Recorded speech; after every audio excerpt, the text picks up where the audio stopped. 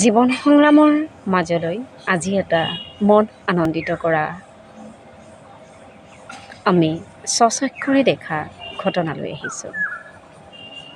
হোলীৰ বতৰ আমি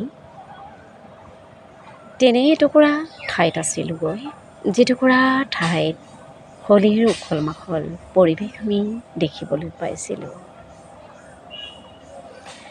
হেজাৰ হেজাৰ দৰ্শনাৰ্থীৰ মাজত আমিও গৈ এখন দোকানৰ সন্মুখত থিয় হৈছিলোঁগৈ।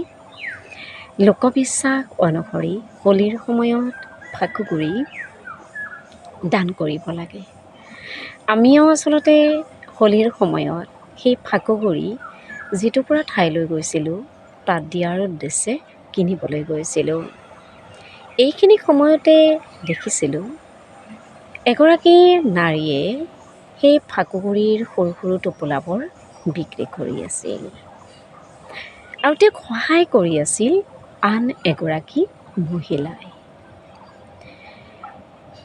কথা প্ৰসংগত জানিব পাৰিলোঁ যে তেওঁলোকৰ ঘৰ সেইটোৱে, ঘৰৰ সন্মুখত তেওঁ দোকানখন দিছে আৰু দোকানখন যিহেতুকে তেওঁ অকলে চলাবলৈ গ্ৰাহকৰ ভিৰৰ বাবে অসুবিধা হৈছে, তেওঁৰ বৌয়েকে আহি সহায় কৰি দিছে।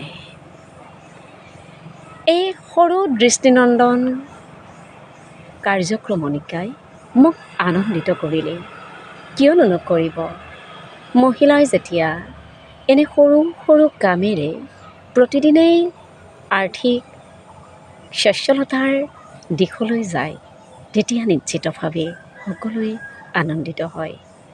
জীৱন সংগ্ৰামৰ তেনে এটি ঘটনা আজি মই আপোনালোকৰ মাজত এনেদৰে উল্লেখ কৰিলোঁ আৰু হোলীৰ সময়ত আমি আনন্দ অনুভৱ কৰিলোঁ।